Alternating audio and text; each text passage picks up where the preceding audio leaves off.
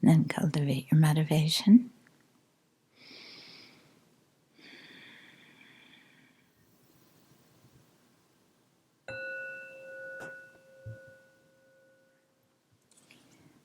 So there was one question. What New Age spirituality is a single mystic and ultimate cosmic substance referring to? I'm just not getting the reference. That's because I made it up. Okay?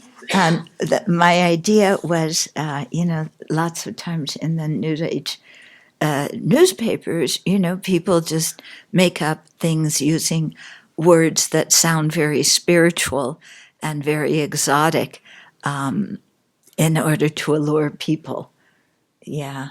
And it sounds good. So it's just something I made up. I don't know. Yes. To her maybe 2 years ago, and she told me she believed that after people died, we all went back into a cosmic substance, and something like a giant spoon would scoop out the parts from the cosmic substance to reconstitute you. And I was like, a giant spoon? This woman has a master's degree from Oxford. And this is what she believes.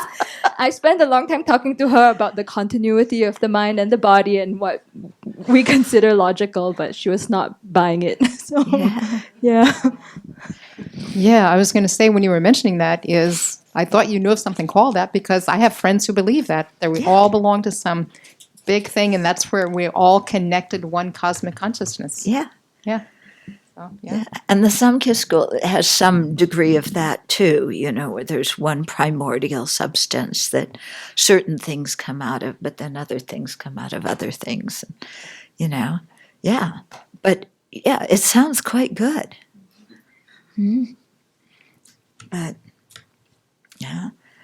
Then have you been looking at some of your thought processes and the kinds of knowers that you're engaging in?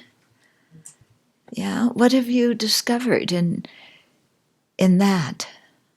Well, at lunch, every one of my 5 sense consciousness was vying for attention. And then almost immediately, they went through their little sense, gustatory, olfactory, visual, tactile. And then, of course, the explanation and the description and the embellishment of what I was actually experiencing.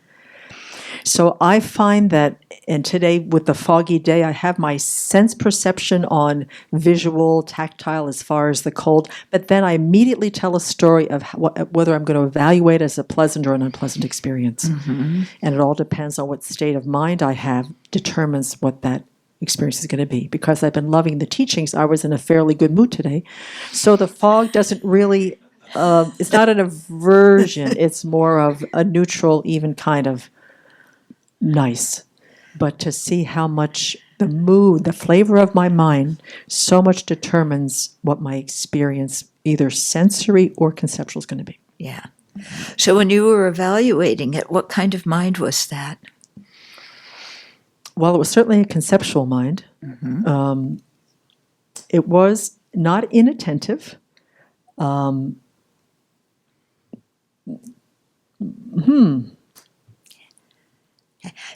Here, this is a good example of how not every consciousness we have fits into those 7.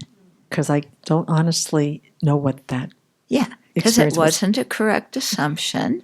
It wasn't an inference. No doubt. No erroneous. Okay. So this is a very good point to make, that those 7 were explained. Remember, I keep saying that they aren't an exhaustive list. So they're explained to help us understand the stages that we need to go through when learning about emptiness, and then until we realize emptiness, and then until we have a direct perception of it.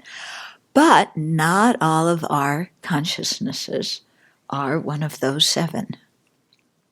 Okay? So that's a very good example.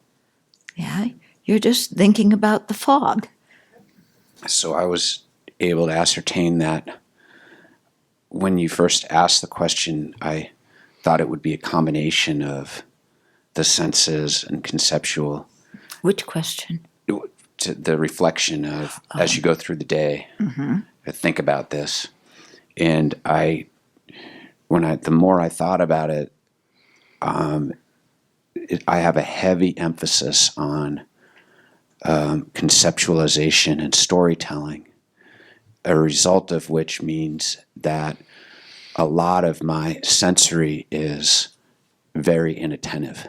And so what I told Venerable Seppel at lunch was, where I live, I've driven that road hundreds of times. But then when I ride my bike on it, it's like, oh, wow, I never knew that was there. Yeah. And then when I walk it, it's almost like it's a completely different road with so much more. Yeah. And I mean, just because I'm driving it, I still see the same thing, but maybe at a higher rate of speed. So, it made me recognize that realistically, so much of my day, I see, feel, hear, touch. I sense many things, and I just simply don't pay attention to them at all because I'm in my own head. Yeah. And I think even more important, not only not paying attention, but being in your own head so much, explaining everything. And then even when you meet other people, then we continue to be in our own head, making all sorts of judgments and evaluations about them instead of listening with our heart and having a sense of connection. We're like, oh, they look like this, and why do they think like that? And they're an idiot, and why did they do this? And I certainly judge them. yes. Yeah. So I was looking back at, this, like I told you yesterday, I'm involved in, well, some of you have been hearing it for weeks now. One topic that is quite confusing, and coming back to it, thinking I got it right, then getting more feedback, then that's not right, revising it, then so on and so forth. So I was thinking, this is about the fourth or fifth time I think I have it okay now. It hasn't been okay the previous times. But so I realized, okay, I was reading different material, so my eye consciousness was doing that. And then I was thinking about it, just trying to get the right idea, So I don't know, I don't think I really got a correct assumption. But what happened is, so it was one of those minds that maybe didn't fit into any of the seven. And then I began to think, this isn't really appropriate to put in detail in the book, because it's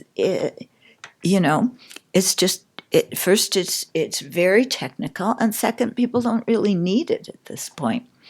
And so I decided, okay, because before, I wasn't going to do a long explanation. I was going to do a shorter one. And then I realized the shorter one's really complex, and so then I decided, okay, I'm just going to put in very little. Okay? So then when I was going back and, what kind of consciousness was this?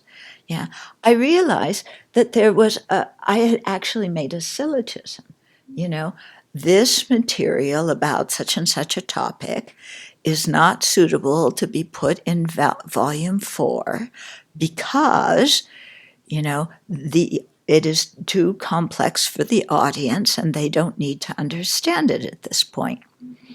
So I was making a syllogism, that helped me come to that conclusion to not put, to not put even the short version in, but super short version. Yeah. So it wasn't like I sat down and said, okay, let's make a syllogism. But it was like, as I was thinking about it, when I looked back, I had been making a syllogism to come to that conclusion. Yeah. So it's interesting. You may look yourself at, your thinking patterns that lead you to make a certain decision. and see if, your syllogisms make sense. This one happened to make sense. Or if our syllogisms don't make sense. Yeah. And then that will really help us, understand our decision-making process, and it'll help us look really honestly at what are the criteria we use for making decisions. Yeah. So if you watch your syllogisms that your mind is automatically making, then you see, what are the criteria that I use to make decisions. Sometimes they're extremely emotional criteria. Exactly. Yeah. Like I'm, what this person said really bothered me, but I'm not going to go talk to them about it because they're impossible to communicate with anyway. Do you ever make syllogisms like that? Yeah.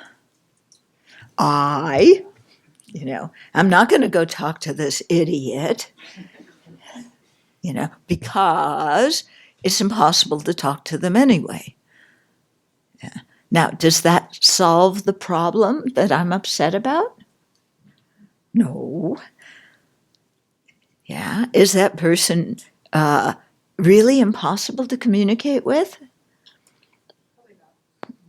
Probably not. Yeah. If I set my syllogism up like, I'm not going to talk to that jerk, am I going to be able to have a syllogism that is free of emotionality?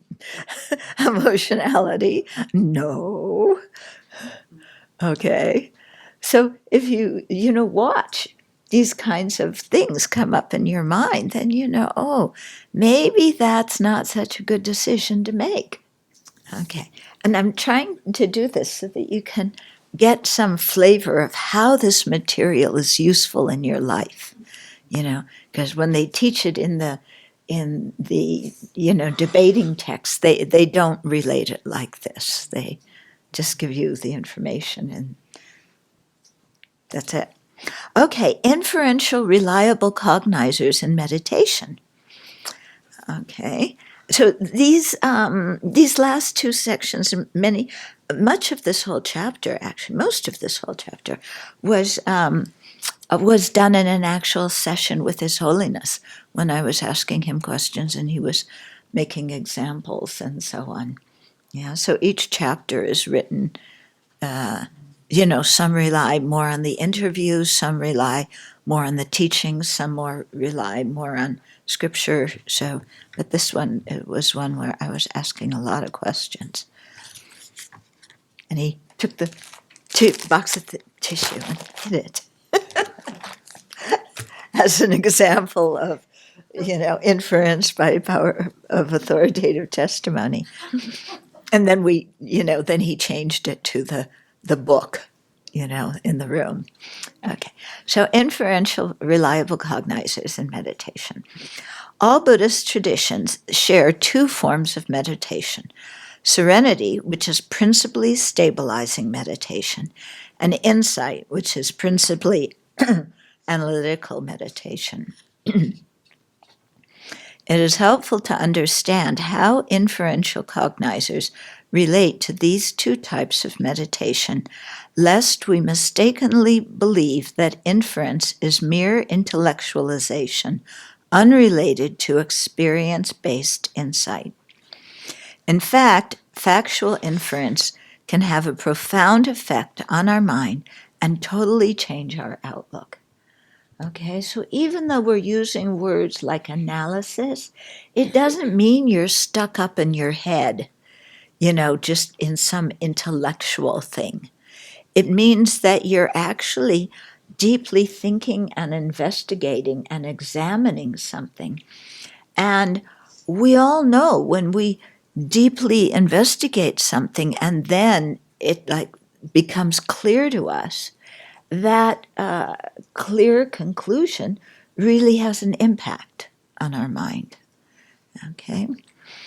For us ordinary beings, deep states of concentration, such as serenity, are not evident phenomena that we have experienced, nor can we know their existence through factual inference. Rather, we depend on the authoritative testimony of the Buddha, arhats, and practitioners who have realized serenity to know that it exists. Based on their authoritative testimony, we develop faith in serenity, which leads us to aspire to actualize it. This, in turn, inspires us to listen to the instructions on the method to develop it and to apply effort to practice accordingly. Serenity is attained primarily through stabilizing meditation that trains the mind to focus on one object. Doing this does not involve factual inference. So that whole paragraph is a description of a causal process. Yeah? Did you see it? Yeah? So, we want to know something. How do we know it? Yeah? We rely on these people, and then this happens, and this happens, and this happens, and this happens, and this happens. And it leads us into practice. So, understanding a causal process like this is really helpful in our practice, because then we know, okay, if I want to get to that conclusion, at least here's one causal process. There may be other ways to approach it too, but here's one way to do it if I want to get to that conclusion. Okay, so you'll see in developing serenity, we depend on the authoritative testimony of the Buddha and practitioners, okay, to know that it exists. Then, we develop, based on that causes us to develop some faith or conviction that it's possible to attain it. Then that results in bringing an aspiration to attain it. And then that brings the next thing, which is to inspire us to listen to the instructions on how to develop it. Okay, and then that leads us to do the practice. Okay, so you see, His Holiness is always very good. If you listen carefully, just because so much of Buddha Dharma is based on causality, just explaining dependence. And so he does that, straight away. So sometimes he goes in this direction. You're a beginner, and this is the stages to do that. Sometimes he starts here, and he says, if you want to develop that, then you need this. And to have that, you need this, and to have that, you need this. And he goes in the reverse sequence. Okay, so it's just help. I'm saying this because it's helpful when you listen to teachings to be able to pick up different patterns like this, because that gives you a way of understanding what the purpose for learning that is. Factual inference is crucial for analytical meditation and the development of insight. By contemplating the reason of a syllogism, we come to understand it and to determine that it applies to the subject and is present in the predicate. This process occurs even when we do not consciously state a syllogism, like when I just told you my experience. When we establish mindfulness on the body, we do not necessarily verbally state the syllogism at the outset of a meditation. So you're sitting there, you're going to do mindfulness of the body, and the first thing you say is, the body is unattractive and foul because it is composed of unappealing parts. You don't necessarily, make that statement at the beginning of it, okay? Rather, how the mindfulness of the body is described is by examining the body and its components with strong mindfulness, we naturally come to see that it is unattractive and foul because it is composed of bones, muscles, blood, internal organs, eyeballs, hair, tissue, and so forth. Such an inferential understanding has a strong effect on how we relate to our own and others' bodies and stimulates our determination to be free from cyclic existence. So when you hear the instructions for doing mindfulness of the body, there's several different meditations on it. They're going to be in volume 4. But one of them is to examine the 32 parts of the body. Yeah. So it's what is body hair, head hair, body hair, nail, teeth, skin. Okay. So we start with that pentad. Yeah. So you start by looking at head hair, and take the head hair of somebody you think is attractive, or take your own head hair and just imagine head hair. It's sitting there in your hand. You separate it out from, that attractive person's face. It's just head hair. And you contemplate that. And what's your feeling when you just contemplate head hair? Okay, then you do body hair. Okay, so you imagine hair from under the armpits, on the your arms and your legs and so forth. And you contemplate that. Okay. What's your feeling about that? Double. Okay. Head hair, body hair, nail. Okay. So you take, kind of Buddha boy, you take all his fingernails and you imagine them, and all his toenails. Yeah. And you imagine them in front of you, his fingernails, toenails, or, whoever you're attracted to. It could be her fingernails, her toenails. Yeah. What does that leave you with? Okay. Head, hair, body hair, nail, teeth. And you imagine their teeth out there. How many teeth do we have? 32? 36? 32. Okay. So all 32, they're the molars and the incisors. There they are. Yeah. What do you think of them?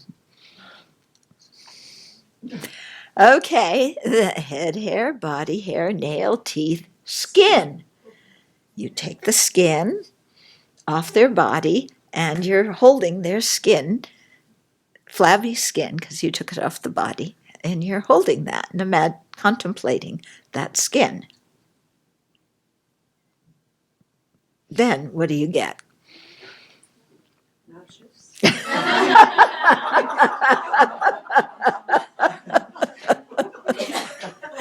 Yeah. Okay. So you're just contemplating those things. But look at the conclusion you're drawing from contemplating them. Yeah, they are unattractive, they are foul. Is there any sense in being attached to them? No. It starts out with those 5 because when we first see somebody, that's what we see. This super good looking person walked in the room, and what do you see? Head hair, body hair, nail, teeth, skin. That's the first stuff you see. And that's what turns you on.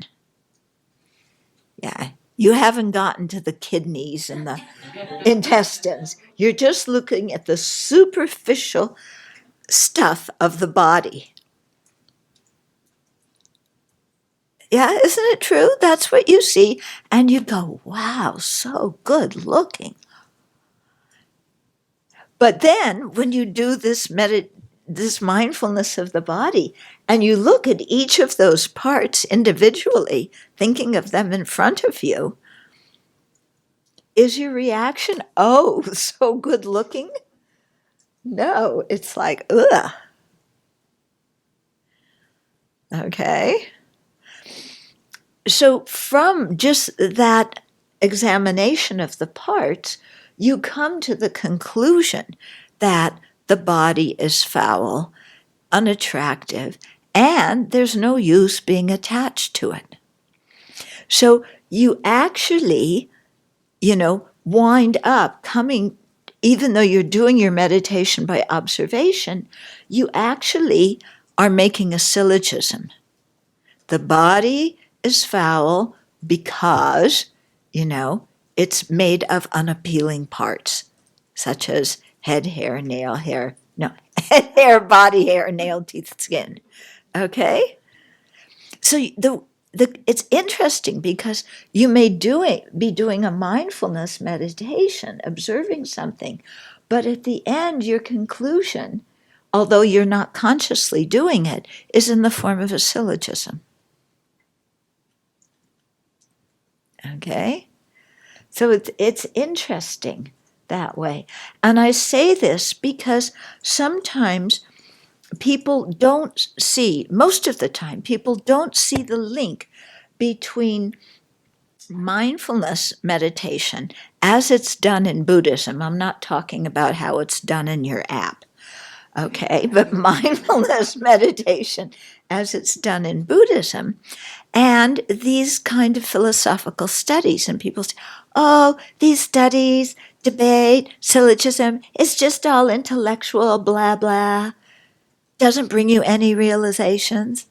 But when you look like this, then you see, if you're doing mindfulness, you're going to come internally to that syllogism yourself. Yeah? And it's going to have a lot of oomph around it because, you've taken the head, hair, body hair, nail, teeth, skin of somebody that you thought was really attractive. Yeah? And that will give you a lot of oomph. Okay? Is that making sense? So that's just the first 5. What comes after that? Wait. Muscles, tendons, bones, marrow, kidney. Sounds even more gorgeous, doesn't it? Yeah. Then you get to, anybody remember the third? What? Heart, liver, connective mesentery or connective, not mesentery? It's named, some say diaphragm, some say it's different translated, but it's this in here. Okay. Spleen, lungs. Spleen and lungs. Okay. Yeah. The body's getting more and more beautiful, isn't it? As you examine it. Each organ of that person is just hot.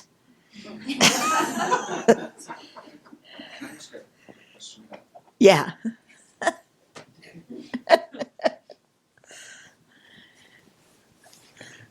Do you find that people don't really want to do that meditation? Yeah. It's called resistance. Yeah. Why do you think people don't want to do that meditation? Why? Attachment. Yeah, but just attachment, why? Just saying, explain how attachment makes you not want to do that. Yeah. Because it directly challenges how we're perceiving something. It's like, wait, no, I like what the image I have in my mind, and I go towards this, and it's such an affront to see the disparity. Yeah. So I'm looking at the object of attachment and seeing that how I think of it and how it actually is are quite unrelated. And since that's my object of attachment that I rely on for being happy, when that falls apart, then I feel shattered. How am I going to have happiness if what used to give me happiness is just a bunch of organic, disgusting goo? Yeah? And your mind goes, okay, I don't want to do that. Let's pretend I didn't do it. Let's go back and just look at how gorgeous they look. Because that gives me a sense of pleasure. And I'm addicted to pleasure. Okay? So what you're seeing here is like what we need to examine is why are we resistant? What is the process going on in our mind that makes us resistant to hear certain things? Like this meditation. Or what's the process in our mind when somebody is warning us about some behavior we're doing and we don't want to hear it? And we say, but you don't understand. Yeah, I'm doing it for this and this and this. Don't say that. Yeah. So when we find ourselves, getting defensive in that way, and it takes a lot of guts to admit we're defensive. It's so much easier to say that other person just doesn't understand. Yeah, they just don't understand. Well, is it that they don't really understand or that they understand, but I don't want to understand? Yeah, that I'm resistant. And in that case, what lies behind my resistance? Yeah. What am I, what is it that lies behind my resistance to this? What am I afraid of? What am I concerned with?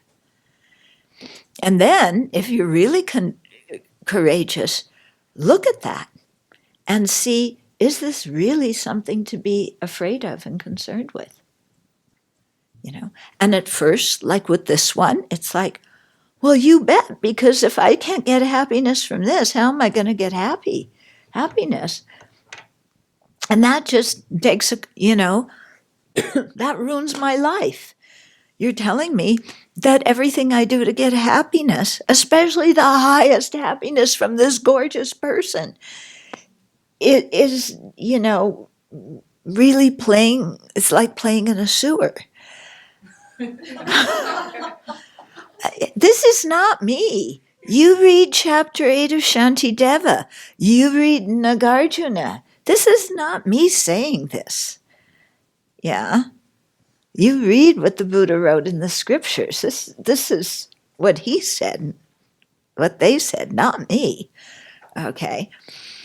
So you see that. Yeah. And then you really go and, okay, why am I so afraid of that? Well, all my happiness is being taken away. And then you have to say, is that true that all my happiness is being taken away?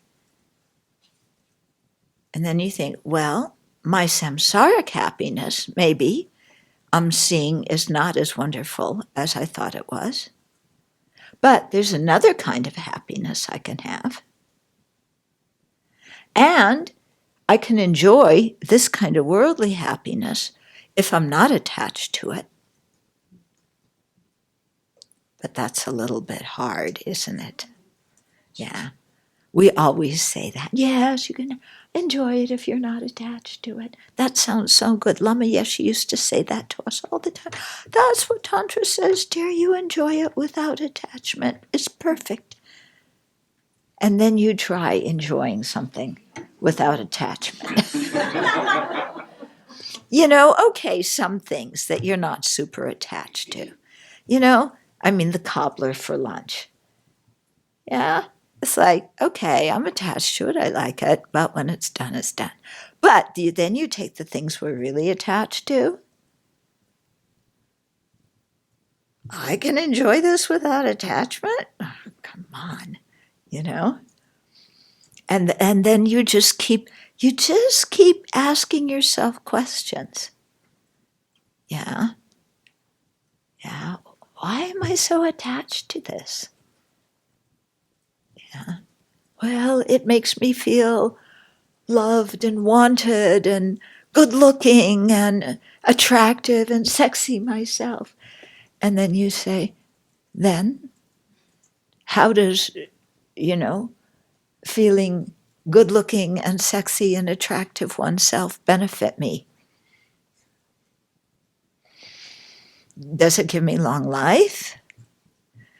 Does it help me understand the Dharma better? It might benefit you in a worldly way. Maybe you have lots of people knocking on your door. But I'm talking about, think about your real values, what's really important to you in life. How does being seen like that really benefit you? Does it help you create virtue? Does it help you purify non-virtue? Does it help you have a good rebirth? Does it get you closer to liberation? Does it help you generate bodhicitta? Really look at it in terms of what we say are our deeper values and see if that kind of stuff really helps or not. And then if you see, well, it doesn't really help according to what at least I say my deeper values are. So maybe I need to make an adjustment here. Or maybe what I say my deeper values aren't really my deeper values. Maybe my deeper values are the pleasure of this life and the 8 worldly concerns. And if that's what I value more than anything, where's that going to take me in my practice, in my life in general, if what I value is the 8 worldly concerns more than anything else? Okay, so this is a way to meditate, to just, keep asking yourselves questions. And in a gentle way, it's not like, why do you do this? Explain yourself, Okay. Okay. So, you're not interrogating yourself, but you're just kind of gently exploring and learning how your mind works. His Holiness always says the real laboratory is in here. So you do this kind of investigation. And in that way, you begin to understand how your mind works. Yeah. And how it works in a dysfunctional way sometimes. Yeah. It works in a way that doesn't work. Okay. And you need to revise it. Okay. But this is really, something that's quite valuable to do. Yeah. If you're wanting to understand the workings of the mind. So it's dealing with one level. After that, then you say, well, what are these thoughts anyway? And then you examine another level of the mind. Venerable Lamso, I had a little difficulty with the way you presented that. Were you saying that it was conflicting with how you were actually seeing the object, seeing the person? See, I kind of don't accept that for myself. I think that we've been conditioned completely by our advertising and our society to see things in this way that, actually, it's like the movies. But what's real, you hear, there's like sweat and perspiration and bumps. And what is real and what you observe in another person, the idea of the attractiveness that we put onto things, I think is actually a lot conditioned. It's just that, I with someone that I'm attracted to, I am projecting this way of them existing, and then I examine closely, and it's like, oh, whoa, okay, not the same. Yeah. So yeah. And I completely see how I've been conditioned through media and various aspects to have that expectation. Yeah. And also innately, we grasp at the body as beautiful, like that. And then you add all this conditioning on top of it. And we very seldom stop to think what we're doing. It just seems so natural because this is what everybody's doing. Like those 4 distortions are innate. Yeah, the one of seeing the foulness of the body itself isn't innate, but it's very deeply ingrained. Yeah. And I think, actually, I think some aspects, my personal opinion is some aspects of seeing the body as foul are innate. Other aspects are not. Yeah, seeing it as beautiful. I think some are innate and some other ones we learn. Yeah. But even the ones we learn them very early on. And they're pretty deep in there. Okay. Factual inference is crucial for analytical meditation. I read that, didn't I? Yeah. Okay. We may not begin a meditation. No, this one is different. We may not begin a meditation on mindfulness of feelings with the syllogism. Consider feelings. They are dukkha, or unsatisfactory, in nature because they are under the control of afflictions and karma. So we didn't do this syllogism, okay? However, this is the understanding we reach by mindfully exploring our pleasant, unpleasant, and neutral feelings. Okay, so when we really sit there and do the mindfulness of feelings and observe pleasant, unpleasant, neutral feelings, we realize, there's nothing to trust in them. Yeah, you have a pleasant feeling and come, go. And you have a pleasant feeling and then it, like that, you have a painful feeling following it. Okay, and then you start looking at your attachment to pleasant feelings and what we do in our lives to get pleasant feelings. Oh my goodness, we are manipulators in chief. Yeah, because we want pleasant feelings, and so we know how to,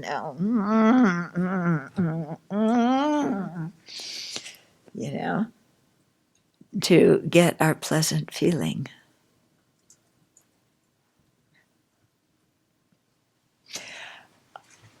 When you're in the lunch line and you're towards the end of the lunch line, do you worry that there's not going to be enough by the time you get there?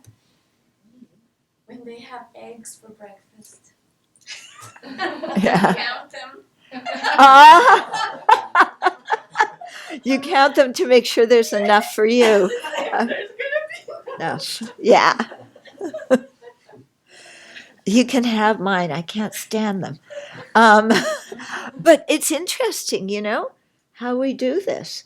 And how, is there going to be enough for me? And is there some way I can, get in that line a little bit ahead of somebody else?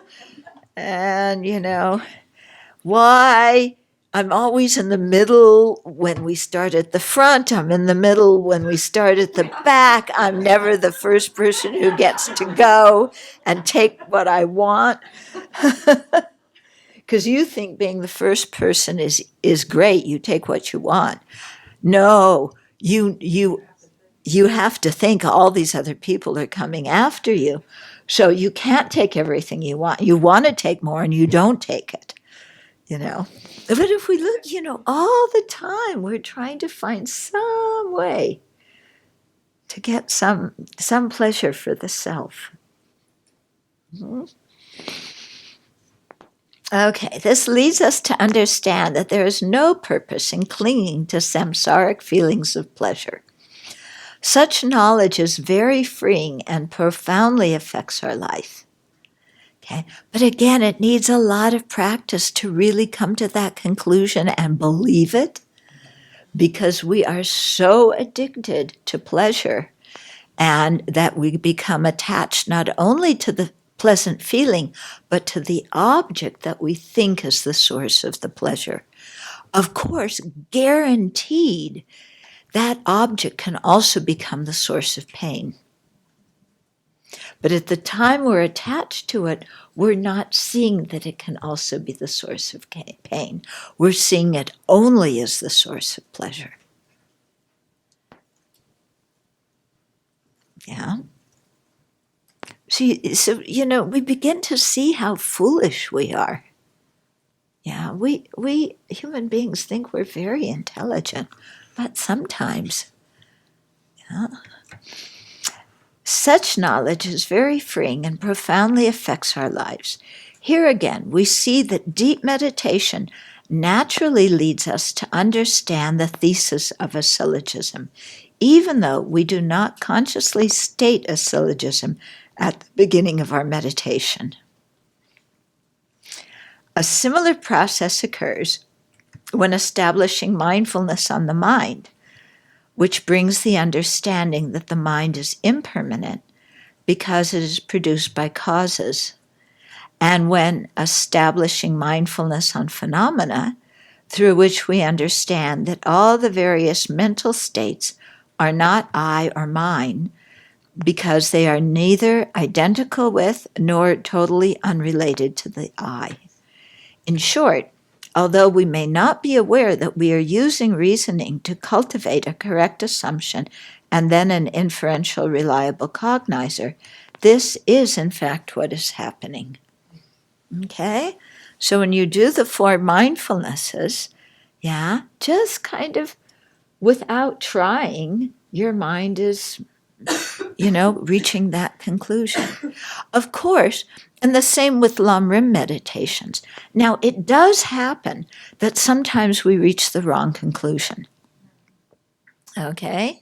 So, you start meditating on, the meditation on death is one of the big ones where people reach the wrong conclusion. So you start meditating on death and impermanence, and instead of coming to the conclusion of, my life is short, therefore I want to really put energy into Dharma practice and I want to do it now because I don't know when I'm going to die. And when I do die, Dharma practice is what's going to be what really helps me. Okay, so that's the conclusion you're supposed to come to. But sometimes people meditate on death and they think of themselves or their loved ones dying and they just become overwhelmed with grief or fear. Okay, in that case, we're not doing the meditation properly because we're coming up with a conclusion that is not going to be helpful to us on the path. Okay, we're coming up with a wrong conclusion to the meditation. So that's why in the Lam Rim meditations that you do, it's important, to when you make yourself an outline of a topic you studied or whatever, that you have the points, and then you really see what is the conclusion that the Buddha wanted us to get to from contemplating these points. And then, that way we make sure we come to a correct conclusion instead of a wrong conclusion. Okay? Because clearly the Buddha does not want us to meditate on death and come out trembling with fear and sobbing. That's not what the Buddha had in mind, because we can do that all by ourselves. We don't need to sit down and meditate, to become hysterical. Yeah, we can do that all by ourselves. Our afflictions will help us. Okay? So if we're coming to that conclusion, that's the wrong conclusion. So we're doing something in our meditation that isn't right because it's leading us to the wrong conclusion. So that's why it's helpful to know, how, when I do this meditation, why is the Buddha telling me to think about a topic like this? Yeah, what is it that the Buddha wants me to understand from thinking about this? Yeah, and be clear about that, and then do the meditation and make sure you get to that conclusion. Okay, makes sense? It is also interesting to apply our knowledge of the three types of phenomena and the reliable cognizers that know them to the stages of the path. Some examples are helpful. Okay. So a human life, we start out with precious human life, right? So a human life is an evident phenomena, but our precious human life is slightly obscure. Yeah. We need to use the reason that we have the 8 freedoms and the 10 fortunes to infer that we have a wonderful life with all the conducive circumstances for practicing the path. We need to employ inference of authoritative testimony to know that our precious human life is a product of specific karmic causes. Okay? So it's very interesting. Think of all the Lam Rim topics and, what kind of, cognizers do you want to approach them with?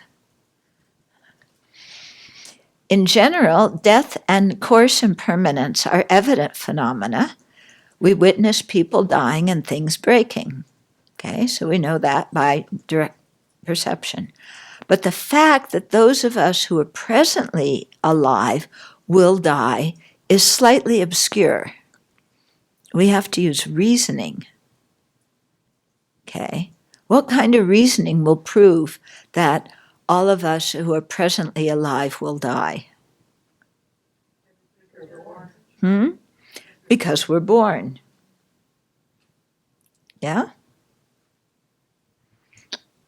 Okay, there's probably other reasons you can use too, because the causal energy runs out, because everybody dies, there isn't one person who can escape it, okay?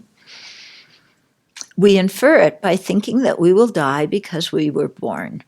The exact time and circumstance of our death, however, are very obscure. We don't know when that's going to be.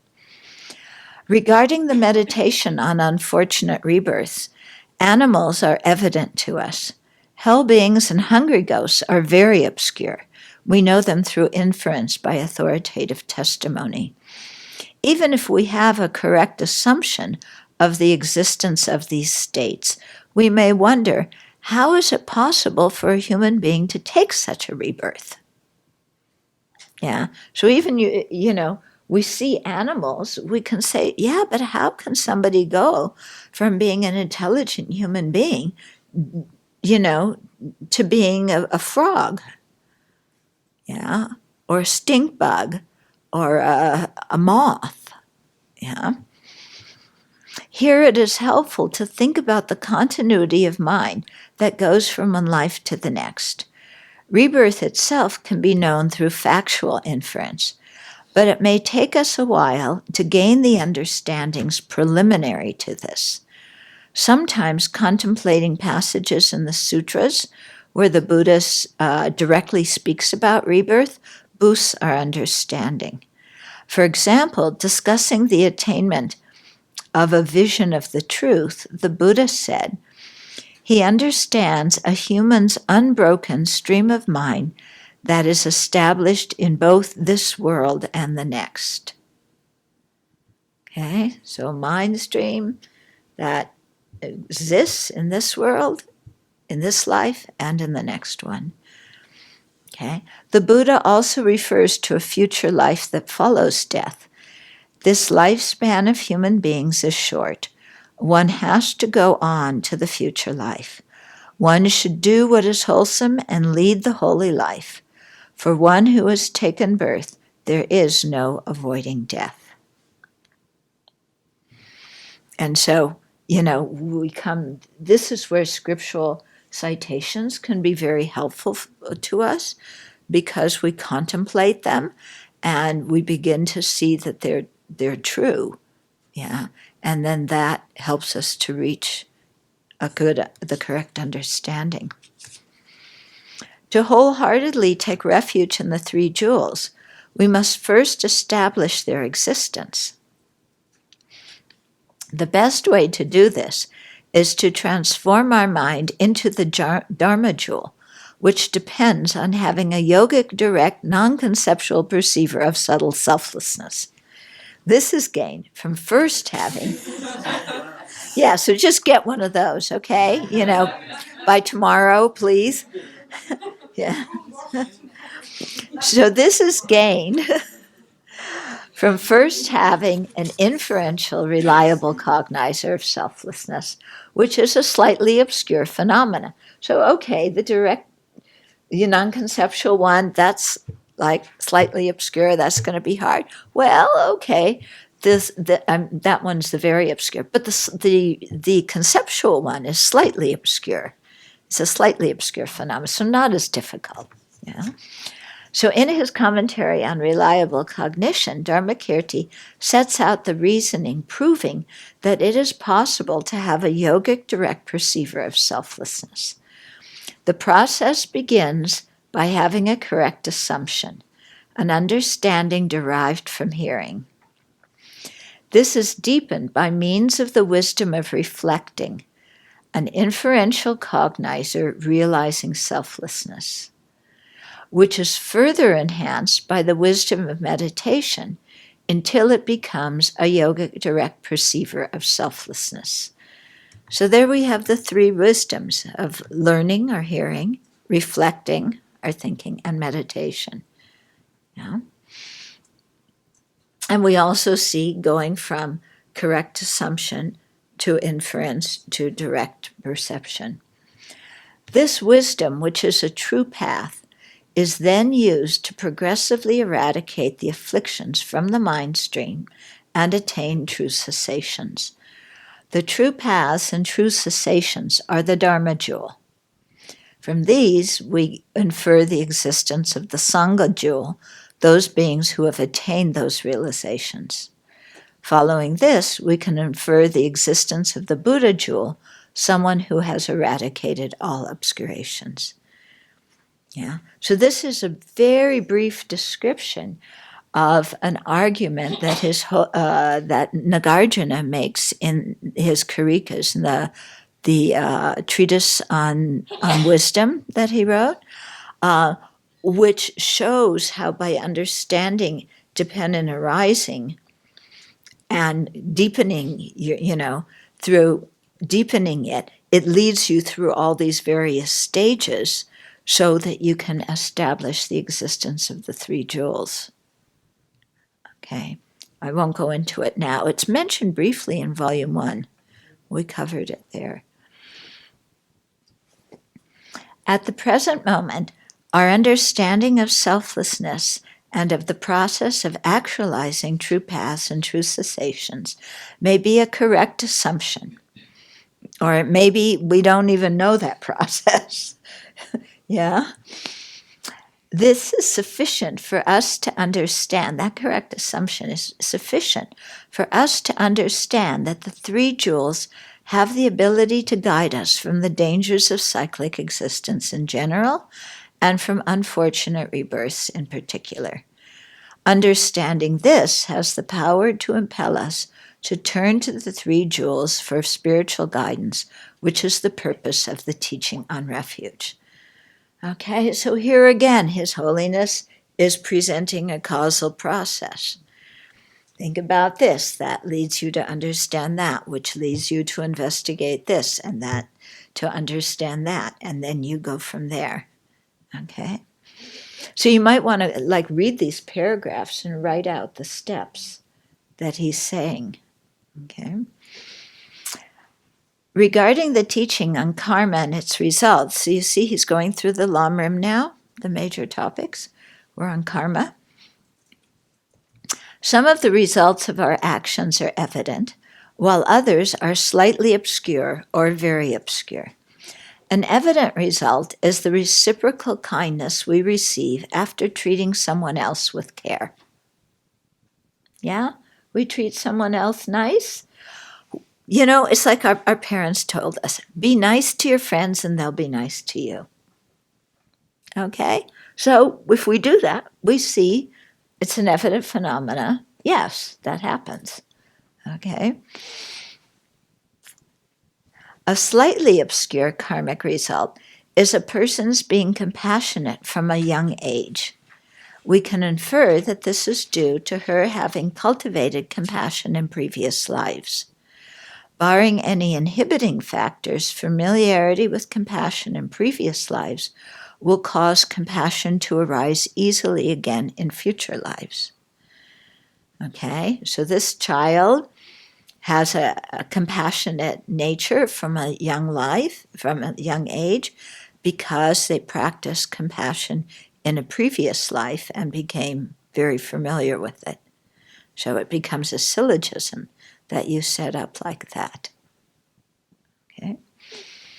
A very obscure karmic result is the specific rebirth that is the maturation result of a complete karma we did today. Only an omniscient one, a Buddha, can know this.